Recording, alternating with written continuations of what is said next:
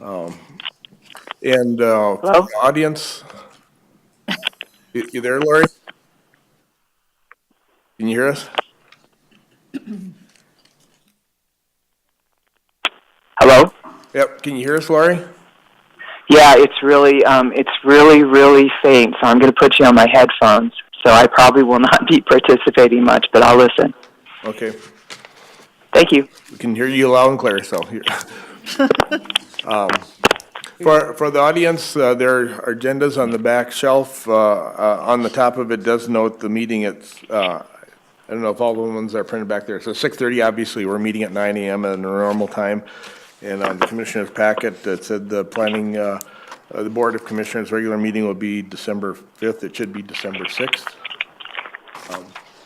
So if, I think the agendas in back are corrected, but on the calendar, it should be December 6th for the meeting. Approval of the October 24th minutes. Has everyone had a chance to review it? Any additions, corrections, deletions? Not, and entertain a motion for approve the minutes as presented. So moved. Second.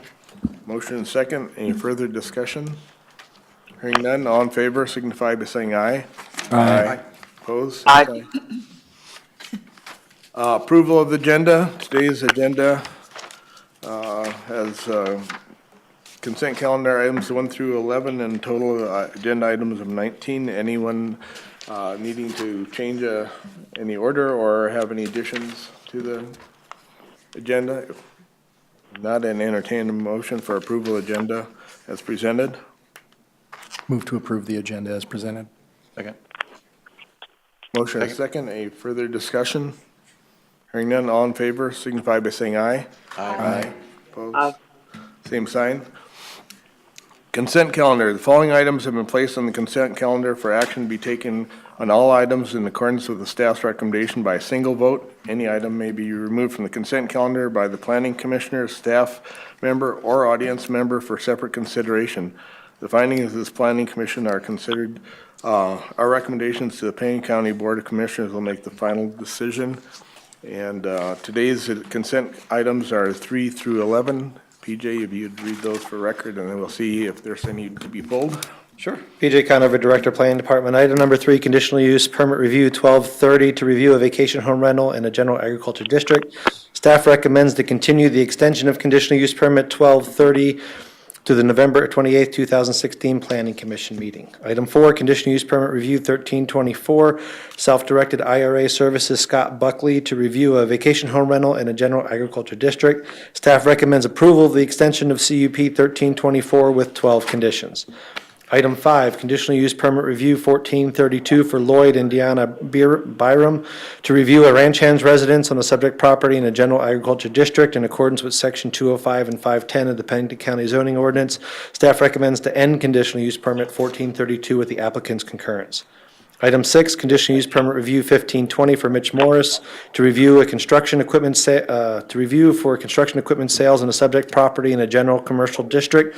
Staff recommends to continue the review of CUP 1520 to the December 5th, 2016 Planning Commission meeting.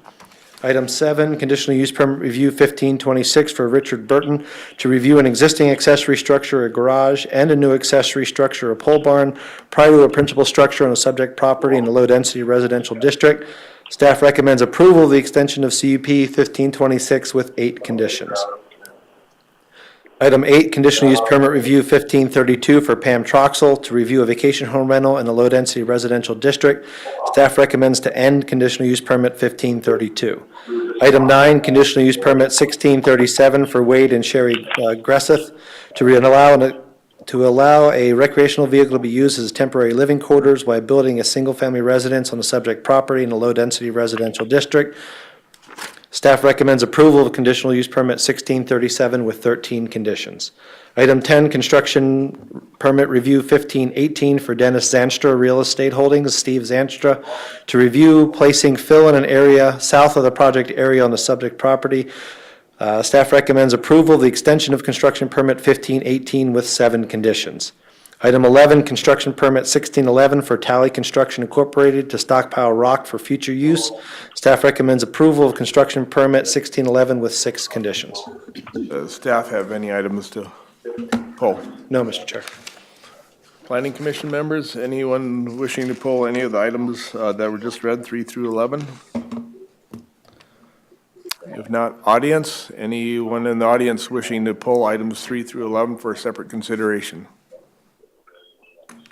If not, hearing none, I'd entertain a motion for approval of consent calendar as presented, items 3 through 11. So moved. Second. Motion and second. Any further discussion?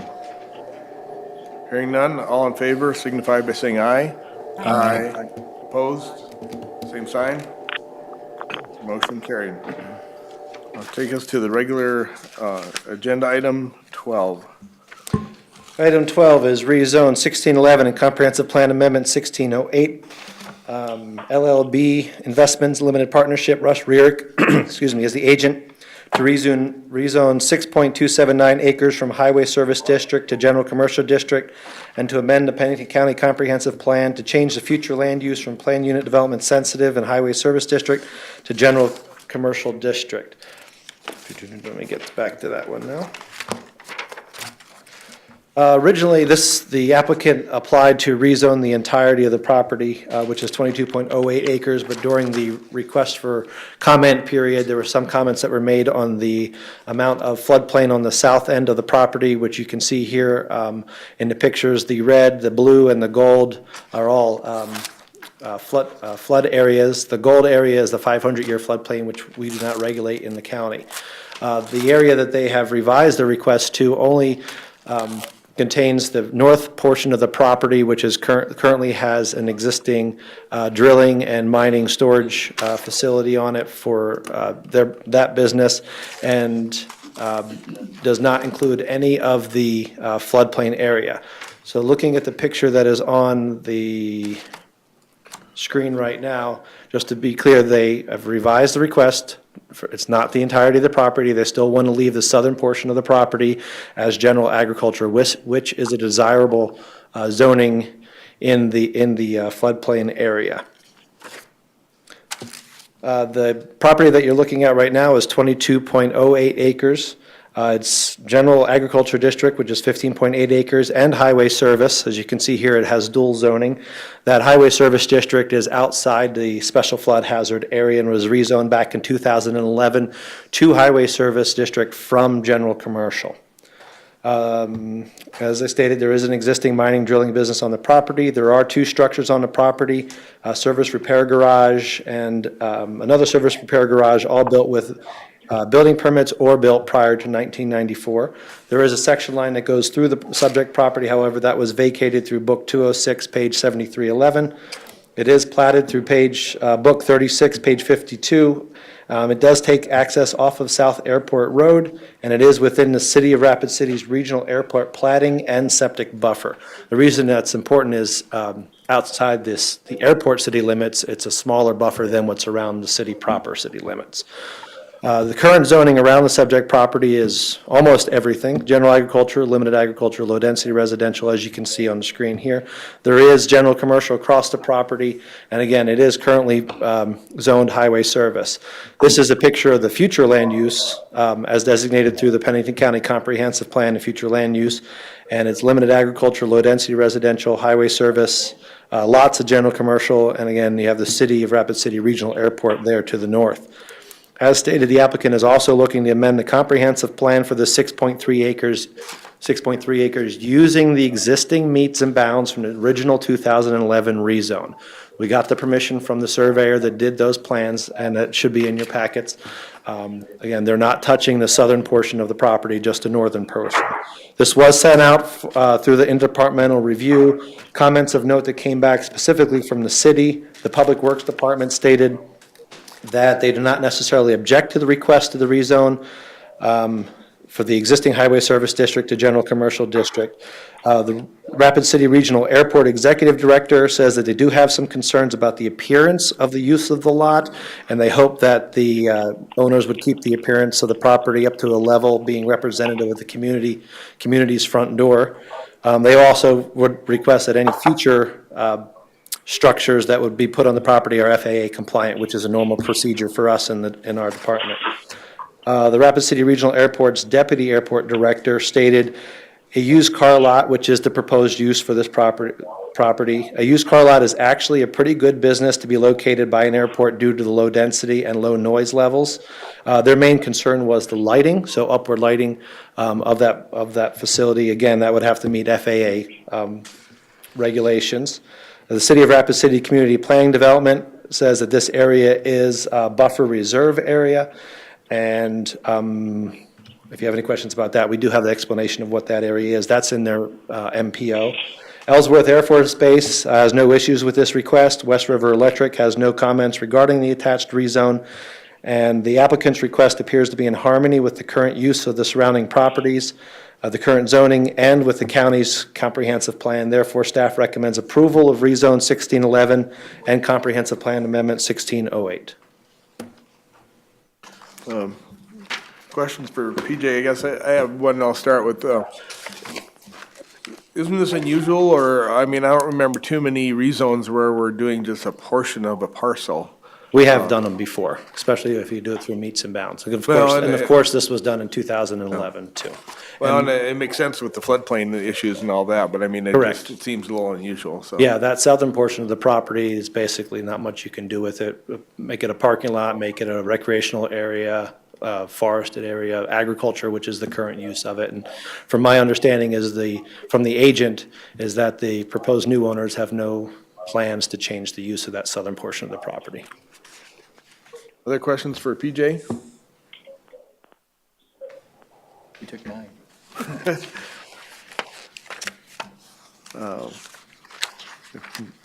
No other questions? I guess staff's recommendation for its approval of rezone 16-11 and comprehensive plan amendment CA 16-08. If anyone wants to venture a motion? Mr. Chair, I guess I do have a few questions. Sure. The issues brought up with respect to water, sewer, those types of things would be addressed through any sort of building permitting or plans developed for the site? Correct. And if they're going to pave a parking lot, it's probably going to be over 10,000 square feet, so they would need a permit for that as well. There have been no complaints on the current use that's on the subject property that we know of. And then any development associated with that would be, they'd have to follow FAA rules as well? Yes. For lighting and whatnot? Correct. If I understand this right, we would be changing the current zoning to the future land use plan as well? Correct. Yeah, this is a rezone and a comprehensive plan amendment. Okay. Basically putting it back to the way it was prior to 2011. New owners, new interests, new desires. I understand. Thank you. You're welcome.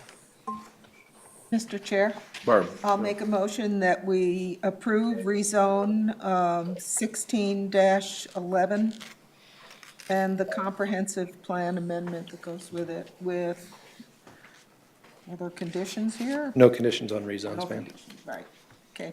Second. Motion and second. Any further discussion? Hearing none, all in favor signify by saying aye. Aye. Aye. Opposed, same sign. Motion carried. Thank you. Item 13. Good morning, Cassie Bolstead, Assistant Planning Director. Item 13 is rezone 1612 and Comprehensive Plan Amendment 1609 to rezone 15.01 acres from Limited Agriculture District to General Commercial District, and to amend the Pennington County Comprehensive Plan to change the future land use from Limited Agriculture District to General Agriculture District. The applicant here is Brooke Stromer. As this property exists today, it is Zone Limited Agriculture District. It's 15.01 acres. Access to this property is off of Aviation Road. It's currently vacant of any structures, and there is no special flood hazard area on this property. This was routed through the interdepartmental review process. The departments within the county that it was routed to did not have any specific concerns. There was a couple concerns raised by some of the departments within the city. The Rapid City Community Planning and Development stated that the city's future land use plan identifies the appropriate use as light industrial. So this request would not be in compliance with the city's future land use plan. Rapid City Public Works did make the same comment with regard to public water and sanitary services as they did on the previous rezone rezone that you just heard PJ present. And then the Rapid City Regional Airport Executive Director also made similar comments regarding the filing of an FAA form for notice of proposed construction and the limitation of certain things that could draw large populations of people. They also did make the same comment to request that flashing signage, reflected roofing, those types of things be restricted since they can be a hazard for the pilots. The surrounding current county zoning within a half a mile of this property is a mixture of a lot of things, general ag, limited ag, low-density residential, suburban residential, highway service, and general commercial. The surrounding future land use, as you can see on the right-hand side of your screen here, is limited ag, low-density residential, highway service, and quite a bit of general commercial as well. This rezone and comprehensive plan amendment requests were submitted on October 7th. In the rezone application, the applicant indicated the reason for the rezone being future proposed commercial uses. The applicant also does own the property directly to the east of this property, where he has storage units. The applicant's rezone request does appear to be comparable to the current surrounding county zoning, and his comprehensive plan amendment request does harmonize with the rezone request and also appears to be comparable to the future land use of the surrounding area. If the rezone and comprehensive plan amendment were approved, concerns raised regarding septic, things along those lines that were noted during the interdepartmental review process could be addressed through building permits and/or construction permits, depending on what sort of plan he comes forward with to use the property. So staff is recommending approval of rezone 1612 and comprehensive plan amendment 1609. Mr. Chair, I do believe that Mr. Stromer does have some things that he would like to say, if there's no questions for me. The applicant want to make,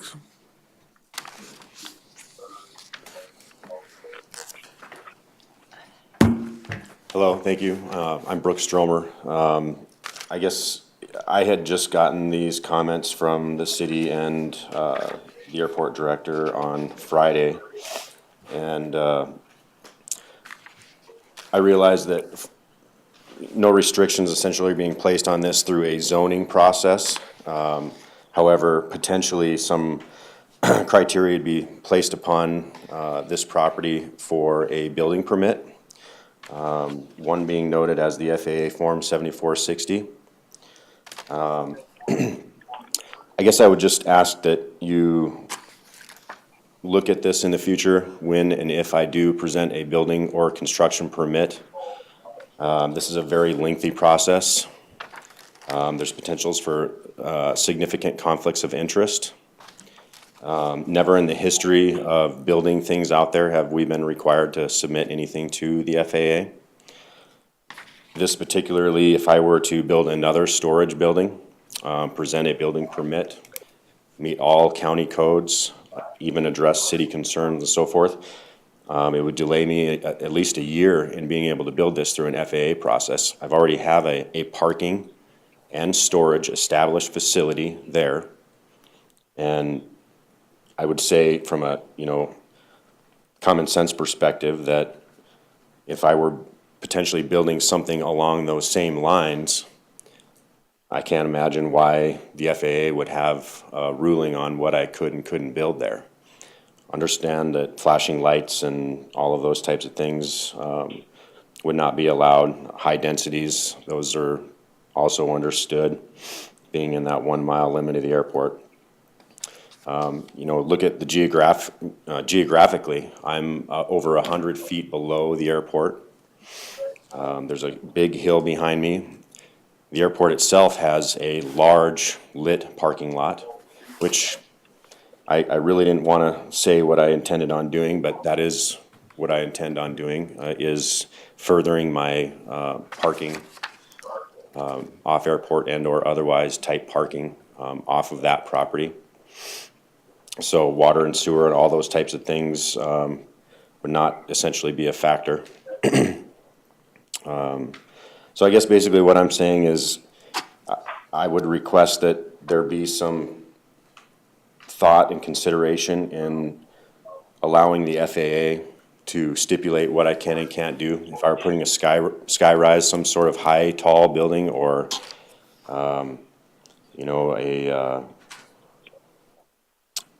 some sort of high-density, large population of people. I can understand those types of things, but in a case-by-case basis, and for what I intend on doing at least in the next 10 years, certainly nothing of that sort. And I would hate to have the airport be able to dictate what I can and can't do when there's considerable conflicts of interest.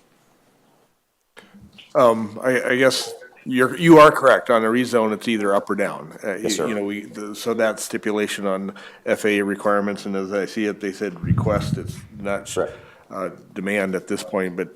Correct. And I assume you realize that you're within the plating jurisdiction of the city if you did do any plating or subdividing of your property. Yes, sir, absolutely. Yeah. Yes. And I guess you referenced the conflict of interest. I guess what do you perceive as a conflict of interest? Well, I don't want to get too lengthy and too involved in some of that, but there's been a lot of discussion lately. There's been issues. It started with the removal of the access easement on aviation. If I were to build a parking lot, there's a tremendous conflict of interest. Oh, between you and the airport because Yes, of sir. their money-making parking. Absolutely. And you think they would deny you because of that? Well, I don't know that they could, but it would sure, I mean, I guess that's the whole point. Anything I'm going to build is gonna be, even the zoning here matches everything that's going on in that location. Anything I would build would be compliant, not only by county. I'm not necessarily, luckily, at this point, the property is still in the county. Meet all county requirements. I already have an established parking facility. Lights, my buildings have lights on them. Geographically, again, I'm way lower than the airport itself. They have a parking lot. I wouldn't be building anything different than what they have, essentially. What's already established there. What this basically says, we further request any structure be required to file an FAA Form 7460. Well, if I came into you tomorrow and said, I'm requesting a building permit for another storage building, I gotta go through the FAA to get this? It'd delay me over a year Well, to get that done potentially. Well, again, and as you pointed out, that's not, can't put it on conditions of the rezone. It's either up or down, so Yes, sir. That's probably would need to be addressed like you indicated at a later time. At your Understood. building permit. Yeah. Yep, and I understand. Maybe I'm being a little proactive. I'm wanting to I'm gonna be in front of you quite a little here in the next year potentially. And I guess maybe this is a start of educating the county on the differences in what's going on out there in that area. There's obviously another rezone to commercial just to the south of me there. The city has itself, commercial property, but I guess I'm just trying to be a little proactive. This makes me very nervous when I'm specifically being dictated by the federal government potentially on what I can and can't do. And you've got interests of an airport potentially that by all rights may not want me to do anything else down there. So it makes me very nervous. So I just wanted to, I guess, get ahead of you on this and start telling you how I feel about that part and get your mind thinking about, what these requirements really are and what do they mean. I've never been required in the past to submit to the FAA. Well, Mr. Chair, have you ever had them come and say you're not compliant with any of their rules for FAA and you've caused issues for their airport? Absolutely not. I see no. Absolutely not. And in the future, I don't believe that would be an issue. I've seen where your properties are and it's pretty, actually, it's very nice. Thank you. You keep it very clean and nice, so, but today is about the rezone, and we appreciate, sir, that you're putting that forward. And I was on the airport board Yes. at one time as well, so. Yes, I'm aware. Yep. I could see that would be somewhat, they're trying to make money as well, but Correct. that would not be to do with the county or hopefully us. Yeah, well, free trade and Yes, sir.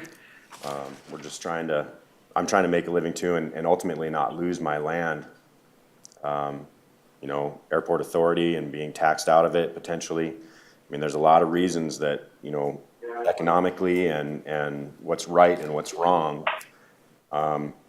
Just, the bottom line is, Mr. Stromer, is that if anything, you know, health, safety, and welfare to do with your ma'am. property and those planes coming down, that's when that becomes an issue, sir. So Absolutely. you see what I'm saying? If you have Absolutely. huge lights or Yep. something, or roofs that reflective, that kind of stuff. So I haven't I agree. seen that on your property, so, Yep. again, so I think you're. Thank you, I appreciate it. Yes, sir. Appreciate your comments. Other questions for Mrs. Stromer? Thank you. Any other questions for Cassie? Thank you. Mr. Chair, I have a quick question, just to make sure that it's clear. So the future land use at this location was limited agriculture, but it appears that all the surrounding properties have general commercial for a future land use as well, correct? Yes, there's a lot of general commercial out there for future land use. Got it. I have no further questions. Any other questions? Staff's recommendation is for approval of rezone 16-12 and comprehensive plan amendment CA 16-09. That entertain the motion. Mr. Chair, I'd make a motion to, for us to accept our rezone 16-12 and comprehensive plan amendment. I'll second. Motion and second. Any further discussion? Hearing none, all in favor signify by saying aye. Aye. Right. Opposed, same sign. Motion carried. Item 14. All right, item 14 is a layout plat request, PO 1624. You have seen this layout plat request before. Since the last time you've seen it, it has been amended. They are now requesting to create lots 1 and 2 of Munyon Estates. The applicants are Deborah Munyon and Harry Munyon. The surveyor is DC Scott Surveyors. As this property exists today, I'll just kind of refresh everyone's memory a little bit here. It's Zone General Agriculture District. It's 29.08 acres. Access to this property is off of Bradsky Road. Half of Bradsky Road is county highway maintained, half of it is in the Bradsky Road District. This property is in the road district side of it. The lot currently contains a single-family residence, a barn, and an on-site wastewater treatment system, and it is not located within the special flood hazard area. Originally, this request was to subdivide this property into 3 lots. The request is part of a legal subdivision of property.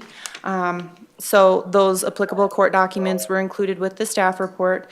The concerns that have been raised is that this layout plat will increase the density of lots on a dead-end road system. The Pennington County subdivision regulations subdivision regulations state that a dead-end road system shall not exceed 40 units and 2 miles in cumulative length. There's currently 65 residences that take access off of Bradsky Road or any of the connecting roadways off that road, like Cattle Drive or Backcountry Trail. Staff was unable to determine when the maximum number of units was exceeded, but it's been exceeded for quite some time. There are an additional 7 lots that take direct access off of Bradsky Road, 5 lots that take access off of Brayman Lane, and 3 that take access off of Backcountry Trail that are currently undeveloped. And Bradsky Road at its current condition is approximately 3 miles in length. So there is only one means of vehicular ingress and egress on Bradsky Road. And in addition, when the subject property was rezoned from limited agriculture district to general agriculture district in 1994, it did not meet the minimum lot size requirement for a general agriculture district, and a lot size variance was not obtained. So if this is approved, the 2 proposed lots would be required to be rezoned or obtain lot size variances to bring them into compliance. So this item was heard on the October 24th Planning Commission meeting, and at that time, the landowner, Harry Munyon, proposed decreasing the number of proposed lots to 2 instead of 3. So then on November 2nd, the surveyor submitted this revised layout plat here, proposing to create lots 1 and 2 of Munyon Estates. In addition, the surveyor did submit language for a deed restriction that could be filed on proposed lot 2, restricting the lot from being used for primary residential purposes. The revised layout plat would still increase the density on a dead-end road system by 1 lot. So as this has been revised, Lot 1 of Munyon Estates would be 11.85 acres. It would contain the residence, the barn, and the on-site wastewater treatment system. Lot 2 would be 20 acres, and it would be vacant of any structures. At the last meeting, Mr. Munyon stated that Lot 2 would potentially be sold and likely only used for grazing purposes, ag purposes, things along those lines. The revised plat was rerouted through the interdepartmental review process. No significant concerns came back. The county highway department did come back stating that they are not in favor of constructing or adding additional roadways onto the current system, and a 66-foot right-of-way should be dedicated along Bradsky Road on the portion outside of the section line right-of-way. Ultimately, staff is still recommending denial of this layout plat as the proposed subdivision would further increase density on a dead-end road system and is not in accordance with our subdivision regulations. However, if the Planning Commission chooses to approve layout plat 1624, staff recommends 11 conditions. Well, staff questions I guess I have, as far as recommending denial, still, I recognize that's, based on the 40-unit rule. And I've kind of got a follow-up question on that, but with the deed restriction, I mean, essentially, if they can't put a residence there, the idea of 40-unit rule is more for, egress, in emergency situations or like that. I'm just kind of curious on staff's recommendation for denial with the deed restrictions on there. Staff's recommendation for denial is still based on that it's not in accordance with our subdivision regulations. Staff did speak with the state's attorney's office about that deed restriction, and before it's filed, we would be looking to potentially make it even more restrictive. Rather than just limiting residential, we would like it to say something more along the lines of nothing more than grazing, just to ensure that a barn with living quarters or something along those lines isn't put up there, or a shed that somebody lives in, or something along those lines. And I guess kind of a follow-up question on the 40-unit rule. Obviously, at some point, some time ago, Yes. it got exceeded. And it's sort of like, where do we draw the line? If we add a lot at this point in time, are we moving that line? Next time it's another one, just order one more, that's, and I realize, but I mean, like, obviously, the line got missed some time ago, or either that or the 40-unit rule was in effect after there's 60 houses or, residences there. Any staff discussion or guidance as far as where we draw that line, or, at what time do we say quit? Staff has had some discussion about it. Our feeling is, since it's already out of compliance with our subdivision regulations, eventually you have to draw the line, and somebody unfortunately has to be the guinea pig where that line gets drawn, I guess you could say. Well, that's the concern I have is, I mean, we're aware of it now, maybe it wasn't aware and got skipped down the road, but if we accept one lot now, are we setting a precedent to one more lot each time? But When did they make that 40-unit rule for the city would be probably the question. I would have to go back and look when that particular part of our subdivision regulations came about. Oh, 2013, they just whispered to me. 2013, so, That's probably why. yeah, that's probably why. I'm guessing most of these homes were there before 2013. My grandfather did. I have a question, though, and it may or may not relate to any of this, but I did notice when I was reading on page 5 of 10, under analysis, D, it does talk about a turnaround is not provided at the end of Bradsky Road as required by Pennington County subdivision regulations. Now, how does that play in this? I mean, we're marking that it's not there like it should be. Are we holding Bradsky Road accountable to putting one in? I mean, how does that work? Because obviously, there should be some stuff that's being done to that road district. If they're not willing to work with us in some other areas, or in general with the people in the local area, are we not holding them accountable to what they're not doing, what they should be doing? My guess is we're probably talking about the same thing. It was, the turnaround wasn't in place when the road and the homes were developed, my guess, but. That would be my guess as well. Is the terrain out there pretty flat, or is it, I mean, it looks like it has some waterways there, but, I mean, is that one of the reasons that maybe people could get in and out through the terrain anyway? It's fairly flat out there. There's a few hills here and there, but, it's a fairly flat area. And if I remember, Deb, when they talked last time, there was a flood in the area, and they ended up going through, correct me if I'm wrong, Gordon Howie's property, like whenever y'all had to egress out of there, they basically went through Gordon Howie's field. Gordon Howie's field's about south, correct, of that area? And so they had an egress whenever they couldn't go out, through Bradsky Road. So there was a way out, but it had to be through somebody's property field. So they do have, even if there's 65 people out there or 85 people, they can still get out. Well, we had some discussion on section line, using a section line to, an emergency egress, and not a day-to-day road, but I mean, that a section line could be possibly used, so. Right. Mr. Chair, I just have some comments to add to this. And it's unfortunate, but it appears that these folks are kind of being hung up here a little bit by issues that were caused in the past, and they're really just trying to split their stuff up. We came up with some ideas, and one of those ideas was a deed restriction, and I think that essentially solves this. We're not going to solve the issues that have happened in the past, but we can restrict the uses on this lot split such that we're not increasing any density. So I'm going to be in favor of passing this with, and approve it with the recommendations, and I would look to planning's staff help on this. I mean, essentially what we want to make sure is that we don't want to have a use which would increase any traffic scenario regardless, right? So no habitation uses, no commercial uses, nothing that would generate traffic. Right. Or increase the traffic density coming down Bradsky Road.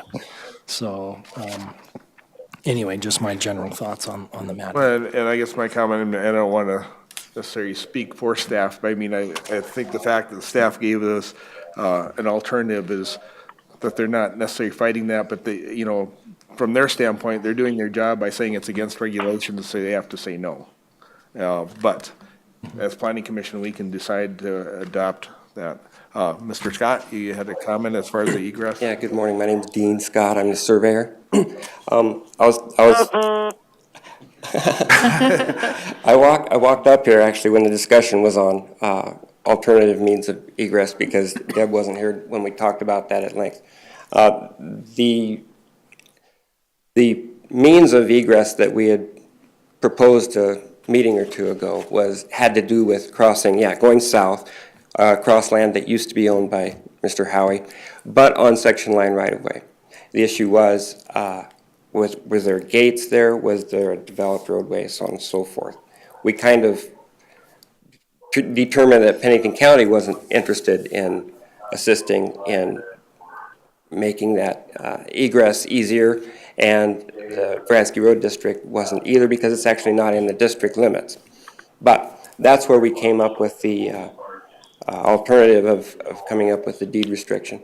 And the only comment I have on deed restrictions, I don't mind if there are more restrictions. I would not like it written to say what is allowed. I'd like it to exclude, because I think if we say it's only grazing, well, that could be problematic for someone who wants to, use it for another ag purpose or something like that. And I don't think it would be out of the question to allow an ag building to be built. So I don't mind if the language has changed quite a bit, but I'd rather have it enumerate what is not allowed rather than limiting it just to a small list of what is allowed. Kind of like living quarters, no living quarters or something of that nature. Yeah, I just came up with what I thought would be appropriate, and so I thought, well, we're limiting it for residential use. I did not say commercial, but I don't know if that's necessary to say, but we could add that. But like I said, rather than listing what is allowed, I'd like to see just the excluded purposes, so it still allows some flexibility for the person buying it. Because if you do have animals out there, I'm a rancher, I might want a barn out there for them through the winter. Exactly, see. I wouldn't want that restriction on something like that if that's what it's used for. Right. And at one time in June 27, 94, there was a feedlot and holding facility out there, so it seems like if it wasn't a problem then with more Well, a traffic. it may increase traffic every now and then, but it's not like a permanent Right. someone that's going to be trapped during a flood. And that's what I've kind of pointed out earlier. To me, the 40-unit rule is about safety of residents, not necessarily on traffic counts, so. And still the option, if something happened to the Bradsky Road Bridge, there's still an option to head directly south, again on Section 9 right-of-way, but it's just a 2-track pasture trail.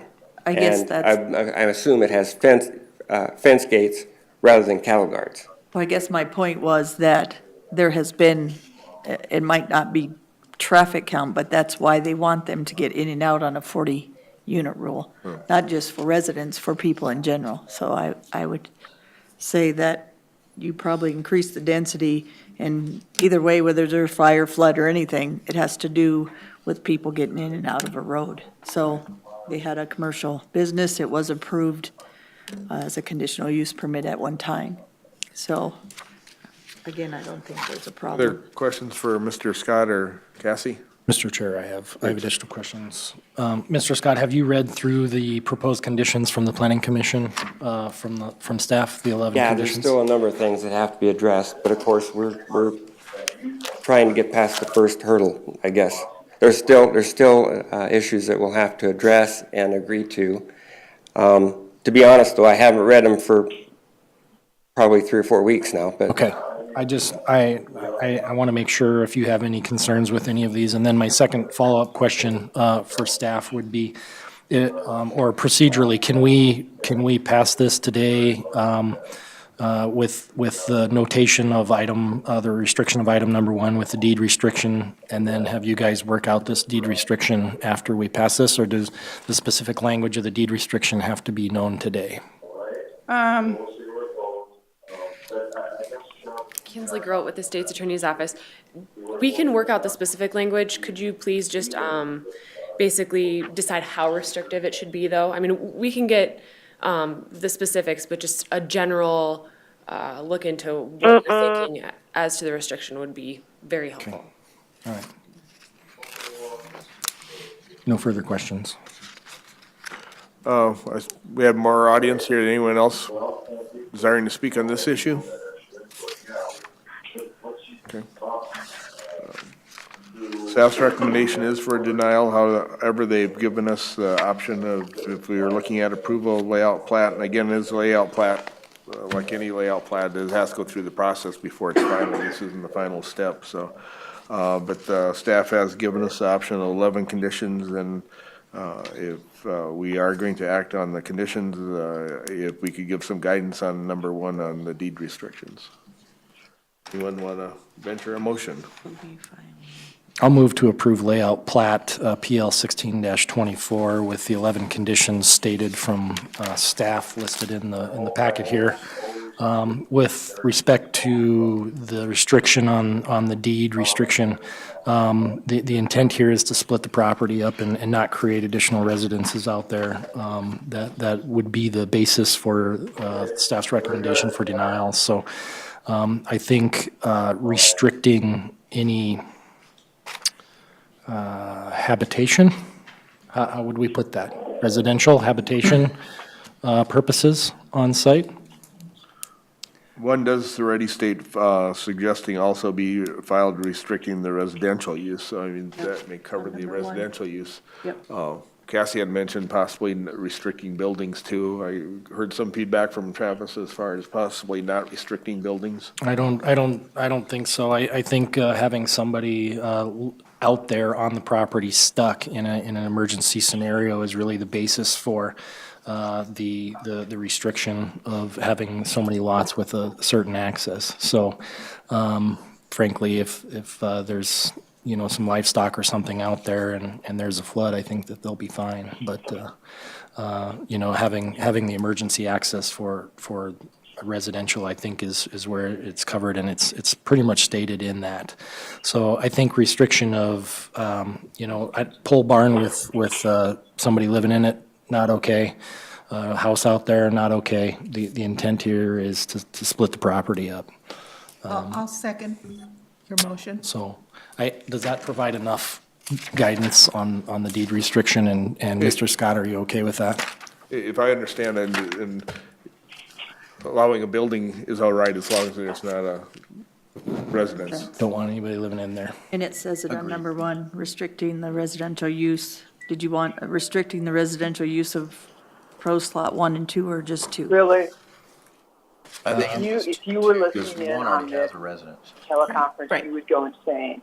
It's like they're standing in the corner of the room whispering at me. Lori, we can hear you.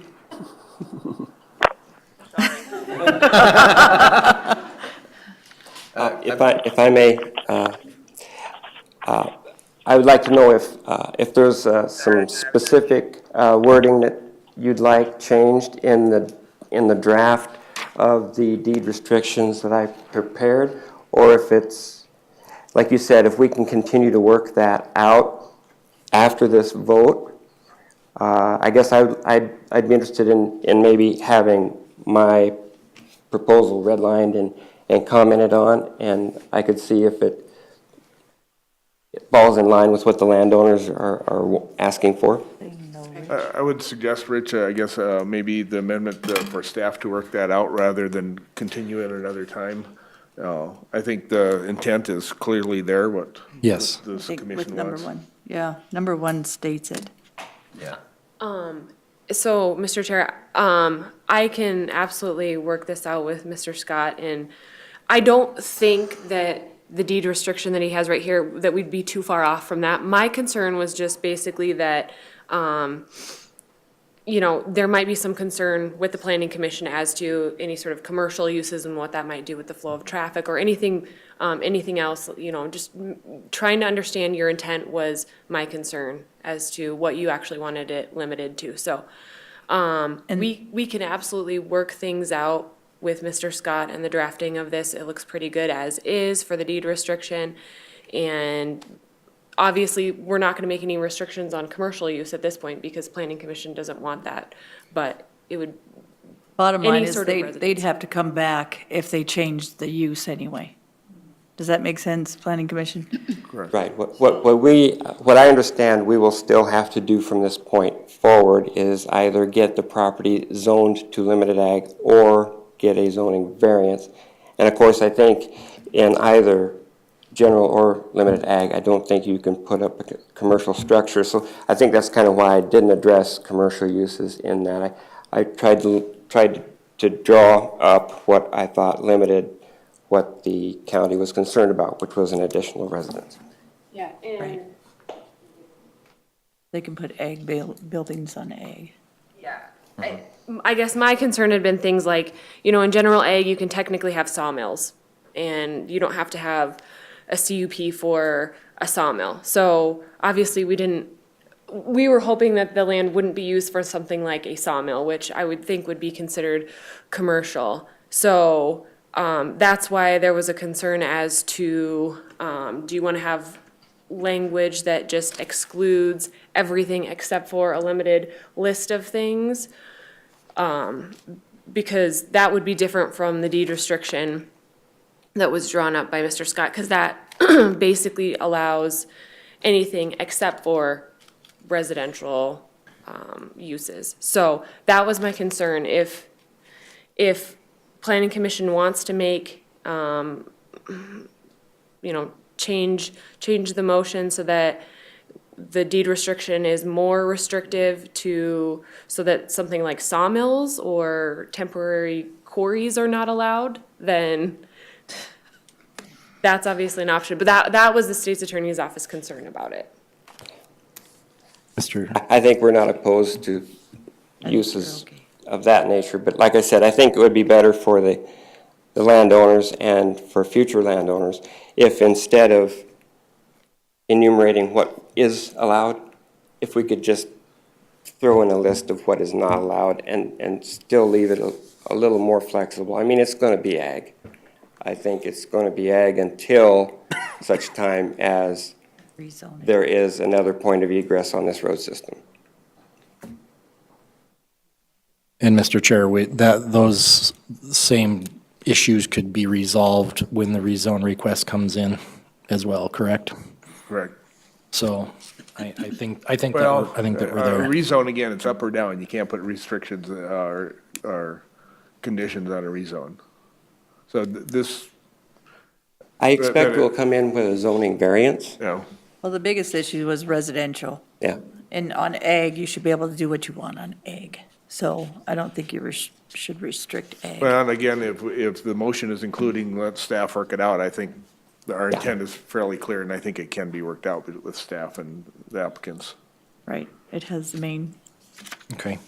So any further specifics from me on that? All I guess, Barb, were you the second I'm on, satisfied with the motion as it is. right. leaving it to staff to work out the wording with the applicants, so. Yes. Motion and second, any further discussion, questions? Cassie? Oh. Hearing none, all in favor signify by saying aye. Aye. Aye. Opposed? Aye. Sign. Opposed, same sign, motion carried. Thank you. Take us to County Board Report, item 15. Item 15, County Board Report. The Board of Commissioners concurred with the Planning Commission's recommendations from the October 24th, 2016 Planning Commission meeting. And just some updates. First reading and public hearing of Plan Unit Development 1603 for Dan and Nancy Evangelisto. The first reading was approved by the Board of Commissioners on November 1st. The applicants have requested, and they'll hear it tomorrow during the board meeting, that the second reading be continued to December 6th, 2016 Board of Commissioners meeting due to a scheduling conflict. Second update, first reading and public hearing of Ordinance Amendment 1601. The amendment is for Section 103 definitions, Section 208 Suburban Residential District, and Section 319 Vacation Home Rental Ordinance. The first reading was approved by the Board of Commissioners on November 1st. The second reading will be heard by the Board of Commissioners tomorrow, Tuesday, November 15th, 2016. Third update, the appeal of conditional use permit 1616 for Carrie and Deborah Kasubi to allow a commercial storage, rental, and painting business in a suburban residential district. The appeal will be heard tomorrow, November 15th, 2016, by the Board of, during the Board of Commissioners meeting. so PJ, do we need to talk about what we talked, to put in that as a memo for the 1 acre with no zoning restriction on VHR? Right now, it's an agenda item for the Board of Commissioners. And you don't want the planning commission to know what we thought? If you'd like to discuss it, you're more than welcome to, but it is a memo intended for the Board of Commissioners meeting as an agenda item. Okay, if you don't want to discuss it, we don't have to. Well, and I guess I was gonna bring that, I did watch the video on that, I wasn't there at the meeting, obviously, but I mean, Right. you know, even after we left this meeting, in retrospect, you know, I think we should have done the converse of our motion too, just to see how that would have passed as, and that did try at the county board report to try to pass it with just a suburban residential removed, but accepting the rest of the committee's report, and we basically denied the committee's report, is the way. We probably should have done would have changed the reading, because that failed at the county board too, so, but I am interested, and I guess what, Brittany, I'm going to need some help on the 1 acre. I thought it was a good idea with Brittany, and PJ helped.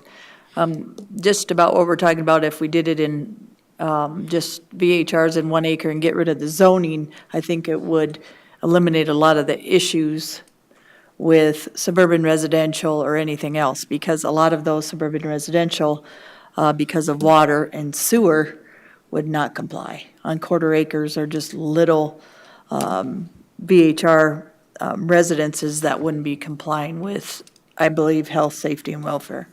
And you also are restrictive through the state, so I don't think you need, that's my opinion, zoning restrictions.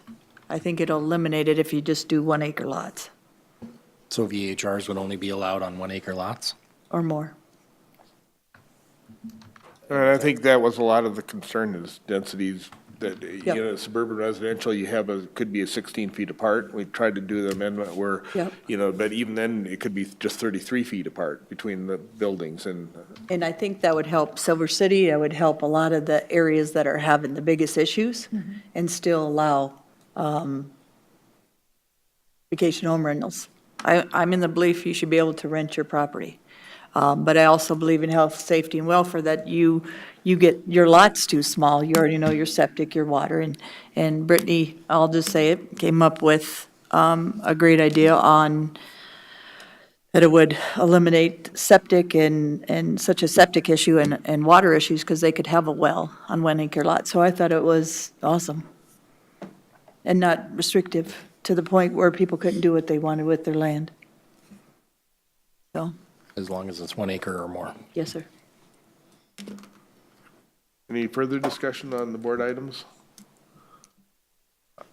Item 16, items from the public. We still have some public here. Items, anyone wishing to speak? Travis's children or wife want to speak today? They're just here watching the process. I ain't saying that. Items from staff. There's quite a few. Item A, building permit report. You have a copy of 2016 building permit report.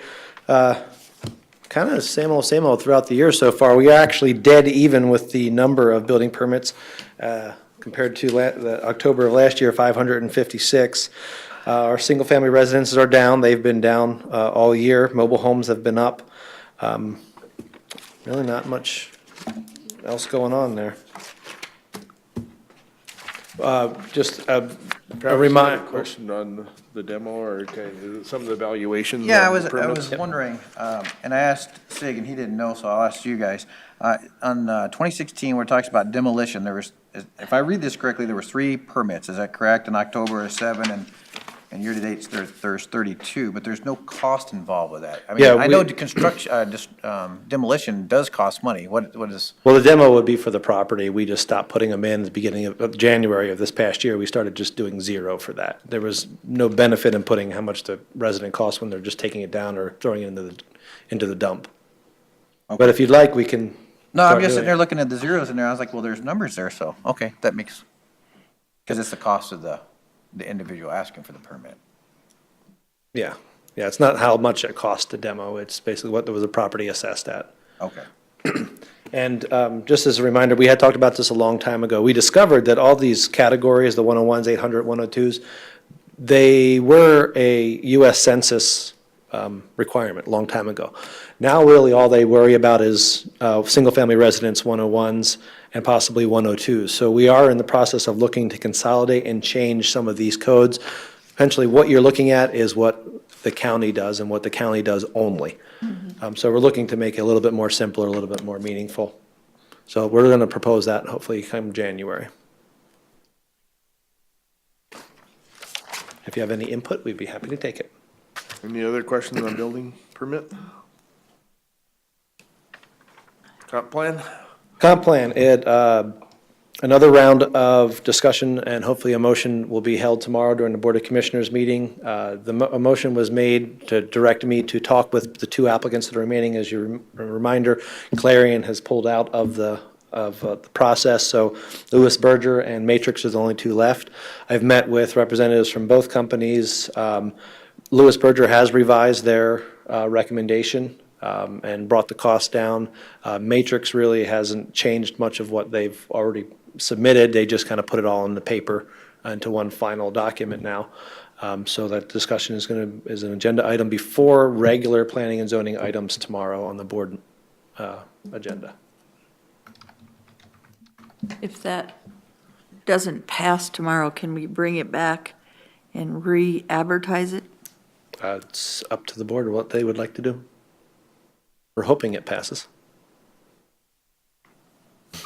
Yeah. Okay, number C. That didn't sound real Let's- positive. I would think that there's a lot of Let's- people in the let's go to community would like C. to have it passed. County Commission Ethics and Discussion. As you know, the planning department is very big on continuing education and increasing our knowledge in this field. And Cassie and I are looking to be AIC certified, which is basically American Institute of Certified Planners. One of the things that they've had developed back in 1992 was a code of ethics for planners. Anybody who is AICP certified has to follow this code of ethics and is held by that. Even if you're not AICP, you can still adopt it and follow it. That it's also recommended for planning commissions to adopt a form of code of ethics and possibly even a board of commissioners when it comes to planning. So it's something that we're looking to pursue, again, come the new year, possibly adopting a code of ethics for our office and also a code of ethics for planning commission to begin. Would that be separate, or, there's a code of ethics that was passed out about a year ago or something like that? The county. board, We wouldn't conflict with the county's code of ethics. But would you combine it into one document, or? It's more planning specific. Okay. And things to consider and, Keep it two documents? yeah. Yep. Any other questions on that one? Item D, department head evaluations are coming up on November 21st. And so mine will be next Monday at 11:45. And kind of segues into item E, planning public comment cards. Our office is very diligent in trying to get feedback from the community. And we offer everybody the opportunity to fill out a comment card on us. One of the goals we had was to get 100 from my evaluation time last year to this year. We've so far brought in 112, and I think we probably have 120 by now. If anybody'd like to see the comment cards, I have copies of them. When we get them, we turn them into the commissioner's office, and Andy logs everything and sends out reports to the board. Do you send them out to the planning commission as well? No? Maybe we could I'd start like to doing say a that. few things on that. I've had a lot of compliments lately, always have compliments, but on PJ and Cassie and Brittany and just the staff in the planning that's very professional, very nice, even Miss Jerry. I said that because a lot of times she's behind the desk and I don't see her up front. She's doing the work of the planners. So said you were very professional, very helpful, Miss Jerry. So that's nice to hear. So I appreciate that. I believe that staff is about as nice as you can get. I mean, if you can't get along with them, they're not always going to tell you what you want to hear, but they're going to try to be as professional and hopefully helpful as they can. And I've heard that over and over again in the last 2 years. But lately, it's like, wow, everybody's calling at once or something, and you've got a lot of nice comments. So thank you for all your hard work and your team of people. A very good team. Thank you. Mr. Chair? Yeah, go ahead, Laurie. Hi, this is Lori. I was wondering, are we going to see a summary of the comments? I can send you, can I answer? Sure. I can send you actually copies of the actual comments. We can make a PDF. Yeah, I just wanted to know if for at least we'd see a summary. Is there any changes that anybody's making on those comments that we Thank could you. do different? Yes, they're recommending raises for staff. Wow, that was Were those anonymous, or That did they have? comment- No, they got names on them. That's pretty much it. I think there's a decrease just because you said it. I'm always curious, I am interested, as Lori is there, in seeing this, at least the summary, but I mean, like, my experience is a lot of people only comment when they want to complain.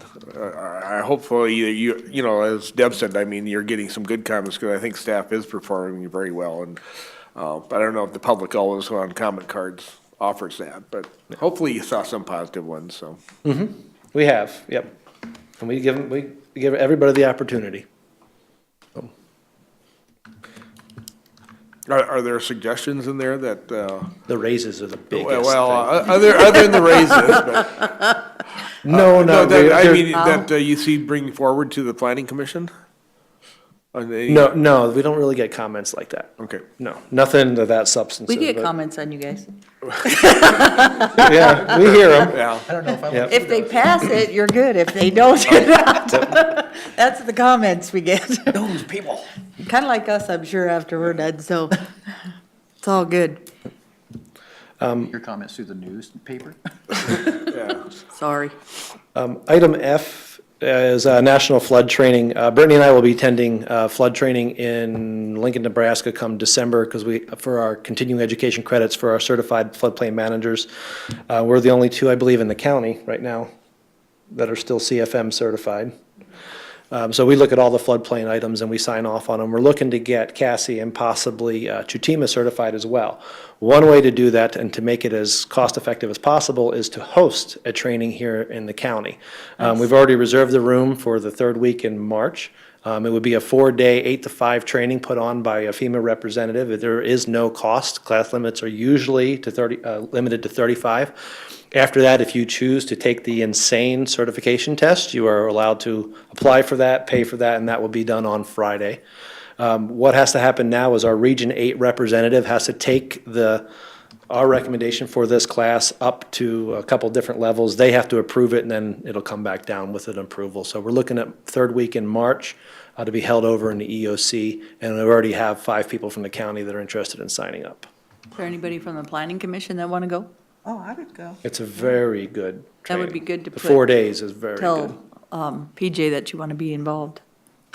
You're saying that you two are the only ones in the county, or in the county government, or only ones? Kind in- of county government, no, Okay. not just in the I county. was There's saying- 34 in the state, I believe, that are, but there's a lot in Rapid City, and we're hoping to draw from that, because everybody needs the CECs. And even engineers can take the class. We know that. Yeah, I know, yeah, so that there are some engineers in town that are, that unless they let it lapse, and that's why I was kind of asking. I didn't think they had let it lapse, so. But we're looking, if we do get honored with being able to host this, which it hasn't been done before here, we're looking for really big advertisement, and, I mean, I'm sure we'll have more than 35 people want to attend this. Operating permits, just a quick update on that. From January 2016 to October 2016, Kelsey has sent out 473 operating permits. Item H, ordinance violations. This is stuff you guys normally don't see, so we're trying to bring some of this to your attention. Ordinance violations from January 2016 to October 2016. We have 294 ordinance violations. Most of those are for people building without building permits or junk stockpiling. Again, just to note, staff does not go out looking for these. It's either from neighbor complaints or other departments bring those to our attention. Or if somebody applies for a permit and then through the research on the property, we discover something and help them fix it. And if you ever met Mike, he's a great guy. Yep. Couldn't have a more friendly, funny kind of man to come up to your property and visit with you. And he's stern as well, because he sticks to his guns, but he's nice to visit with, and he's very helpful. I went to a couple of different areas with him, and he's quite hilarious, that tone of his. He's got that drawl going on when he talks. And your comments there are perfect for, just in this year alone, he's only had one abatement. And in previous years, there have been many more than one. Nice. So it just shows that he's trying to work with the landowners to get it fixed before it gets to that point. He's very helpful So, and very knowledgeable, which is good. So if you haven't met him, go visit with him. He's a good guy. And he has currently, as of the time when this packet was made, 71 active open cases. He's closed 247. Again, the numbers aren't going to work out because some of those closed cases carried over from 2015. Nice. So nothing further to report. Items for membership. Laurie, you still there? You have anything? Yeah, Mr. Chair. Yeah, I want to apologize for you having to hear my rant about the noise. I didn't realize you guys can hear me. And then, could you hear me when I made a vote? Yeah, a couple times I wasn't sure, or I think I went to the nays too quick, and you were answering about the same time I was asking for an Okay, well, again, opposition. I wanted to apologize for that. Well, I apologize for kind of rushing the vote too, so giving you time to react. Okay. I'll be gone on the 20th. Next time, the next meeting, we're going to try to do it on Skype, so hopefully the sound quality will be better for me. Yeah, I was gonna say, we can hear you loud and clear, so I mean, in here it's not an issue, so. You're louder than Oh, Dad. sorry, am I That's too loud? No, it worked out fine, so. Mr. thank Chair, you. I'll be absent on the 28th. As will I.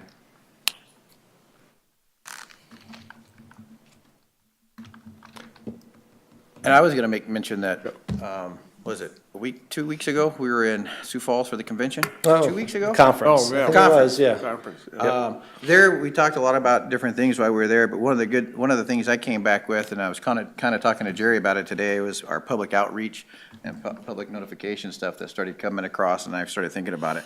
But one of the questions I have, and I talked to Jerry a little bit about it, she kind of gave me the overview of how the public notification process goes for us, that we're required to go at 3 areas. But is there any way that we can tell what our feedback is for people getting the notifications, the public notifications? I mean, I get it, people show up here, either a lot of people show up or not a lot of people show up, and sometimes it's just because it's a divisive thing. But is there a way to kind of track how well that message gets out, that public notification gets out. And are these, the three options that we use, are they the best options to get it out for a public notification? I guess, being in that conference or at the convention and kind of starting putting this stuff together, if we're going to work to make sure that people are aware of what's going on, I want to make sure we're utilizing the most appropriate means to get that message out, at least the public notification part. We can't make people come in here, but that's kind of where my comments on this are. Doesn't have to be solved today. I'm not even looking for a solution today. I'm just wondering, is there a way we can track it? Are we tracking it? And, maybe should we get together and figure out if there's a better way to make sure that there's that notification? I wasn't there at the conference, but I mean, like, I don't know, maybe the issue is beat to death, but I mean, like, the vacation home rental, we, moved the meeting till 6:30, trying to hope to get more people. We got a couple new faces, but I mean, in general, it's, I think both sides, it was the same players, we didn't have any really big push on the pro, we didn't have really big push on the negative, and I was kind of disappointed when we ran special ads that we aren't getting response. I don't know what the solution is, but it'd be helpful if we got more input on some of the issues. The Board of Commissioners approves what newspapers things are advertised in. This year, they proposed 3. If you want to propose another one as the Planning Commission, we can bring it forward to them in January. One way that we do get feedback is the hearing letters are certified return receipt. So when those come back to us, we know the person at least have picked it up or not picked it up. We don't know if they've read it. We can, if you're looking for how do people find out about the meetings and the hearings, we could do a quick survey every meeting, kind of send around a clipboard with a quick survey for everybody sitting in the audience possibly. But maybe we get together and find out exactly what metrics you want to measure, and I then we think can you're go from not, there. you're not going to have a lot of success just from seeing, being on like the downtown plan and a bunch of other plans they're trying to get outreach, or the DOT. You just never do. Unless they have something negative, a lot of times, are they going to come? Does that make sense? So even at city council, I used to go to the comprehensive plans and all kinds of different meetings where they had public outreach and they tried computer, whatever technology stuff, they did the newspaper, they did everything, and you still will have 6 to 10 people. Unless it's Mr. Chair? Lori, yeah. Yeah, I think one of the biggest ways you can do public outreach is just by telling everybody you know about what you do, because that's one of the biggest ways to make people aware of what it is county planning and zoning does versus the city and how we fit into the whole scheme of things. Until they're affected, will they know or will they care? That's the bottom line. I live in Meade County and recently received a conditional use permit hearing letter for my neighbor across the street. And one of the things that they included, of course, it was an extra cost to the applicant, was a feedback form. And then you send that back in prior to the meeting. If you don't send it back in, it's assumed it's automatic approval. Kind of like what our request for comment. So it was an extra step, it was an extra cost. Staff has to prepare the envelopes, so they come back, and then, of course, the mailing. But it is an option to look into. It's an extra step. Did they prepare those with postage paid or just a, Postage was paid by the applicant. okay, I was very interested in the process. Yep. And And it also had to receive 60% of approval of the neighbors within a certain area before it would even be heard. interesting. that is interesting. The other issue is we are done, the committee is done with alternative energy. Thank you, Travis, Tutima, PJ, and the committee on wind and solar, so that'll be coming through. Very Just soon. Yeah, just wondering when that was I coming have through. time blocked out on Wednesday to work on it, when staff reports are done. That's a lot of work. We had public input, which was nice. People came, probably about 6 people came. We had people from like the electric companies and Travis, thank you. PJ Chutima did a lot of work. Holly Henny's amazing. So it's a lot of work. I didn't know just doing a couple ordinances would take 5-6 months. About And- that. And now we're going to do construction and mining, so that should be a little bit, a lot more people and more contentious, it sounds like. But we've got some good people on there to move forward, and that'll start December 12th. I'm sitting down for this. Oh, okay. I have an announcement. I'm changing jobs, so I'm sad to say that I'll be leaving all of you. Michelle Hoffman from my office will be Nice. the new advisor for Planning Commission, but I'm moving over to the city attorney's office. Oh. Just wanted to tell you all Boo, that. traitor. But, so I'll be with you until the December 5th meeting, and then after that, Michelle will. Didn't you just have a baby? Didn't you want less work? I know.